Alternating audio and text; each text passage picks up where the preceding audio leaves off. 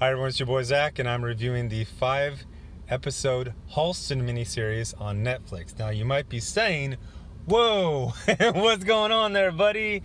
You said you were just going to review like superhero and sci-fi and like geek stuff. Well, Ewan McGregor played Ben Kenobi. Moving on. No, more seriously, right? That's typically what I watch, is action movies, sci-fi, geek stuff. But I recently started watching Girls by Lena Dunham and Halston. And this is not remotely kind of, sci-fi or superhero.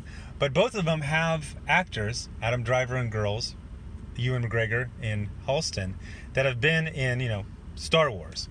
And one of the things that's so interesting is to know these actors and just mainly see their, Star Wars, the most famous works, which are kind of like popcorn stuff. And then to see them in like where there's no special effects. Well, there are kind of special effects in the backgrounds, but it's just acting, in a medium shot. And realizing, even though the average person would think, oh, it's so cool to be, in a Star Wars movie, for an actor, it's way cooler to play, Adam Driver's character in Girls or to play Halston. Like, that's what they get into acting for. And you just see it in their performance. You see, I would describe themselves as being, fully activated, fully awake. So you might be saying, who the hell is Halston? And I know you were born in the 1990s if you say that, because I was born in the 1970s and everyone knew who Halston was. It's like living right now and pretending you don't know who the Kardashians are. Now, it's not a one-for-one, A for A comparison, but Halston was known by everyone. Every, adult in a Kmart in Kokomo, Indiana in 1979 knew who Halston was, because he was on The Love Boat. He was on Phil Donahue. He was, Mr. Cool, suave, New York City fashion designer, but he would also, he would play towards, middle America, because he was from there. He's from Iowa. And although different biographers and documentarians put it different ways, the fall of his empire was basically when he went from, being very expensive to having a line at JCPenney's. Although different... I haven't thought about Halston in 30 years, and then they had there's two documentaries on Amazon Prime Video. One is just called Halston, which is different than the miniseries. That one's excellent. And then there's one called Ultra Suede. I was never able to finish that one because they're doing that thing that was popular like 15, 20 years ago where the documentarian like makes himself part of the documentary. I don't care about you, dude. We're trying to talk about like Studio 54 and stuff. You're like in your 30s. You weren't even alive back then. So there's a lot of things I really, really love about this. Number one, I have the knowledge base of watching the Superior Halston documentary. And I mean, when I say I knew, he was just someone you knew. But people had a generally good opinion of him, if I remember correctly, from the 70s and 80s. He was kind of out there. Everyone knew him. He was arch and kind of funny, and he was obviously affecting a character in his speech and his mannerisms and everything. There was something likable about him. There was something kind of, I don't know. I remember way back in the day, like in Rolling Stone, Sinead O'Connor, and this is, when she first came on the scene, she was talking about Axl Rose, and she said, there's something about him that makes you just want to make him a bowl of soup. And I can't really explain how that makes sense, but it does. It's like when Long Beach Griffey said that, he said, In-N-Out French fries taste like how Ryan Seacrest looks. It's like, I don't know what that means, but I know what that means. So what I'm saying is he was there for about 10 years. Everyone knew who he was. And then his line fell out of favor. And then he passed away a few years later. Nobody really thought about him for 30 years. But now there's a bunch of material on there. So I really enjoyed this miniseries because I already had a good knowledge base from watching and listening to the documentary a bunch of times. And the first episode is very Wikipedia. It literally feels like they're taking every line from the Wikipedia and they're like, okay, make that into a scene. So you're like, is it just going to be Wikipedia level depth the whole time? And no, it gets a lot better in the middle of it. The last episode is the last episode of every gay artist from the 80s and 90s. They pass away from HIV. So They don't harp on it that much. They actually focus more on that aspect with his on and off lover, Victor Hugo. But I really like seeing an actor, Ewan McGregor, just fully engaged. He goes through multiple decades of this character's life. He goes from extensions to his regular hair to a wig in the final episode, which is weird because he's not balding and his hair doesn't go gray. I don't know why he's wearing a wig. I'm guessing there was a break in filming and he cut his hair for some other role, so they had to put a wig on. But there's a lot of things I like about this. Number one, it's very expensive. So I've watched that Halston documentary. So they show off his Olympic Tower offices and his brownstone, and they're very specific. And then when you go there, you're like, did they remake it, all of it, or are they using that technology from The Mandalorian where they fake a background?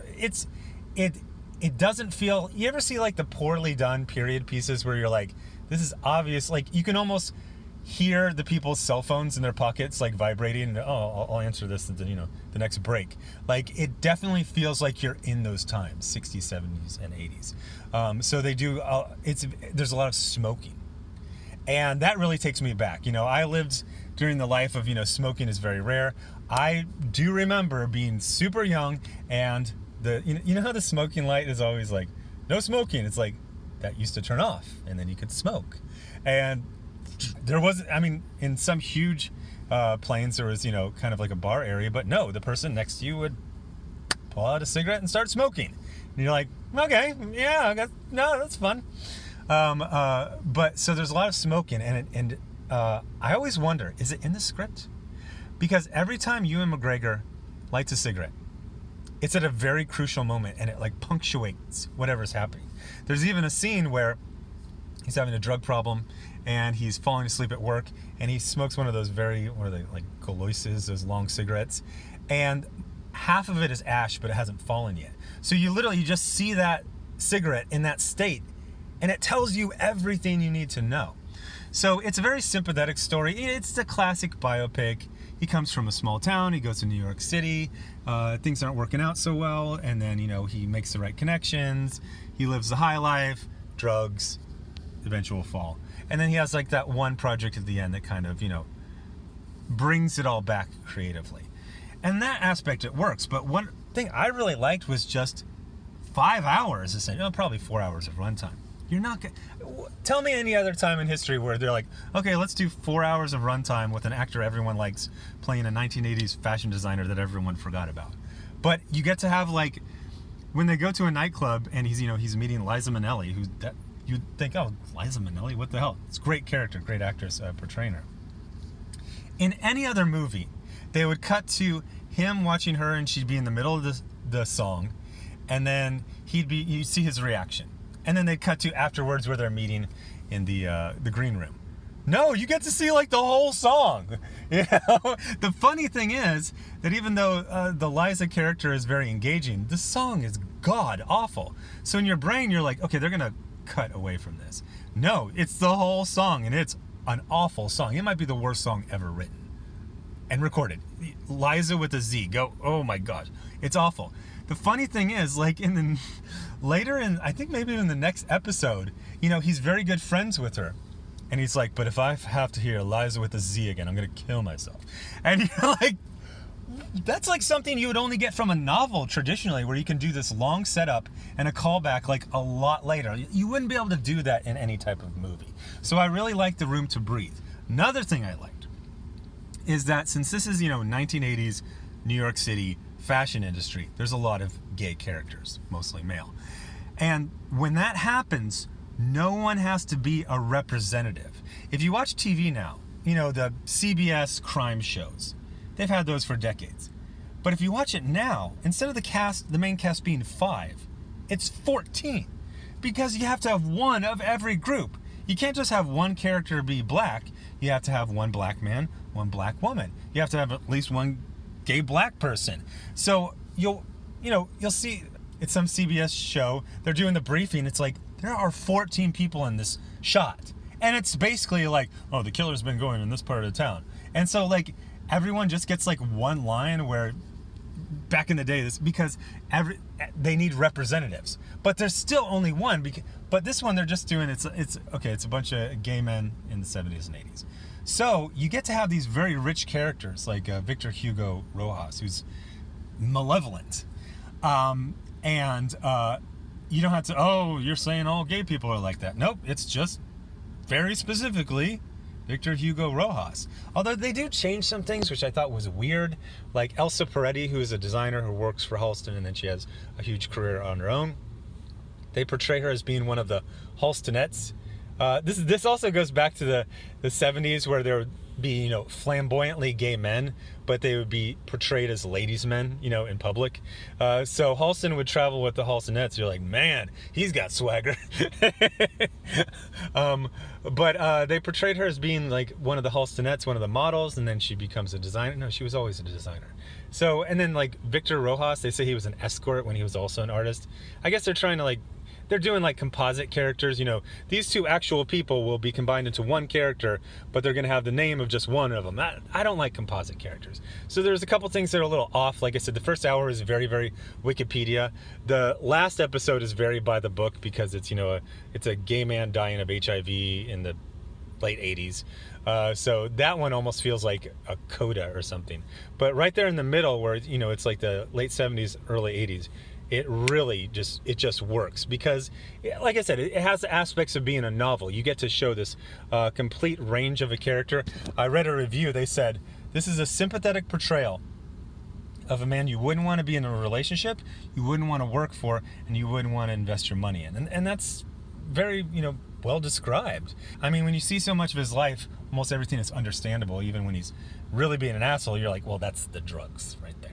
I thought it was fantastic. I actually really appreciate that Netflix can exist and projects like this that never would have gotten approved. It's funny, I remember when The Irishman came out, Martin Scorsese was like, don't watch this on a phone.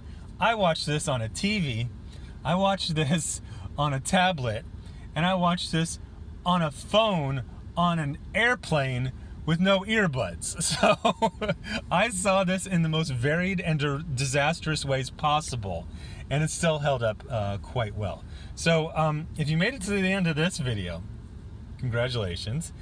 Related to what I said about actors being in, you know, high budget geek movies, but really wanting to do stuff like this, you can really dig your teeth into. Again, I only knew Adam Driver from Star Wars, and I'm watching Girls, and he's like the best character, and it's a very, very rich character. You can kind of see it in their eyes when they're fully engaged, or where they're like, okay, so this is the big Christmas release of 2015, and I'm saying these ridiculous lines. I'm not emotionally connected to anything I'm doing. Stuntman's doing half my work, whatever. But then when you see it where it's just like them in real life, you know, in a medium shot, and then you see it's all them. You know, basically, Ewan McGregor, his acting, his charisma is the special effect. So anyway, thanks for watching. This is definitely a recommend. And I don't know what I think I'm caught up. No, I'm still watching Girls. I'll definitely review that when I'm done with the season 6. And I'll primarily still review geek stuff, action movies, superhero movies, stuff like that. Anyway, thanks for watching. Bye.